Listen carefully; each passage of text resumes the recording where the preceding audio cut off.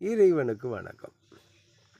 அவிட்டம் நட்சத்திரம் கொண்ட மகரம் கும்ப ராசிக்காரர்களுக்கு ஒருவருக்கு பாதச்சனியாகவும் மற்றொருவருக்கு ஜென்மச்சனியாகவும் உள்ளதால் இவர்களுக்கு கடுமையான பாதிப்பு என்பது போன ஆண்டு, அதாவது 23-24 மாசி 10ஆம் தேதியுடன் அனைத்து வகையான கெடுபலன்களும் குறைந்து விட்டன.